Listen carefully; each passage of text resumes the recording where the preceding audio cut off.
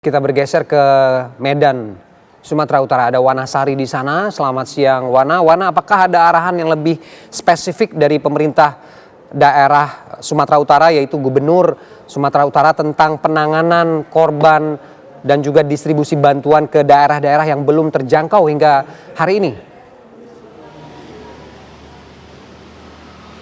Baik, Ferdi dan pemirsa, bila kita mengamati momentum yang akan dilalui dalam waktu 2 hingga 3 bulan ke depan, seperti di Desember ini akan ada momen Natal dan Tahun Baru, kemudian di Februari akan ada momen Ramadan, dilanjutkan dengan Idul Fitri. Ini akan menjadi pukulan berat bagi para korban bencana banjir bandang dan tanah longsor di Sumatera Utara apabila pemerintah daerah belum menurunkan kebijakan ataupun belum mengambil sikap bantuan seperti apa yang akan diterima oleh para korban, terutama mereka yang kehilangan tempat tinggal ataupun rumah-rumah mereka yang mengalami kerusakan dalam skala ringan, sedang maupun rusak. Karena sejauh ini yang kami dapatkan informasi bahwa pemerintah ataupun pihak-pihak terkait ini masih melakukan pendataan terhadap rumah-rumah korban yang mengalami kerusakan ataupun yang harus dibangun ulang dari nol.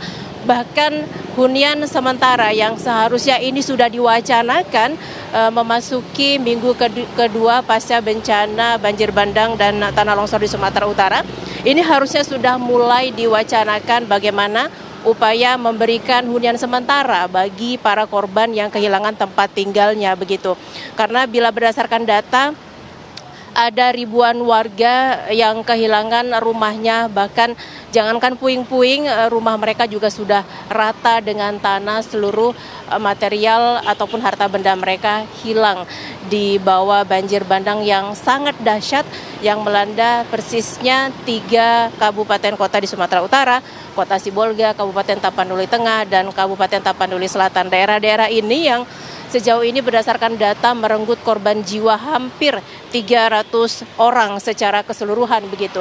Sementara untuk bantuan logistik bagi para korban, memang sejauh ini semakin hari ada banyak bantuan yang datang, terutama bantuan pangan, kemudian pakaian yang dibutuhkan oleh para korban. Namun lagi-lagi PR-nya adalah distribusi pada seluruh bantuan ini kepada para korban, mengingat ada beberapa daerah, terutama di Kabupaten Tapanuli Selatan yang ini belum terjangkau sepenuhnya, terutama akses darat untuk mendistribusikan bantuan logistik bagi para korban dan harus mengandalkan helikopter begitu untuk mendistribusikan bantuan-bantuan tersebut. Dan untuk data-data korban yang korban yang masih hilang sejauh ini yang kami dapatkan untuk di Kabupaten Tapanuli Selatan berjumlah 22 orang yang masih dinyatakan hilang dan dalam pencarian.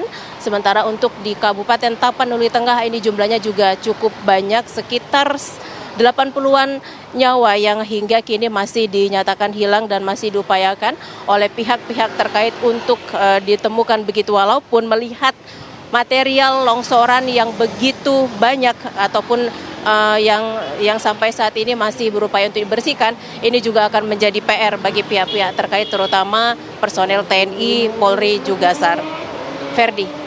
Baik, terima kasih Wana Sari dari Medan, Sumatera Utara, dan sebelumnya ada Syaren Sitomorang dari Tapanuli Tengah. Terima kasih teman-teman, selamat kembali bertugas.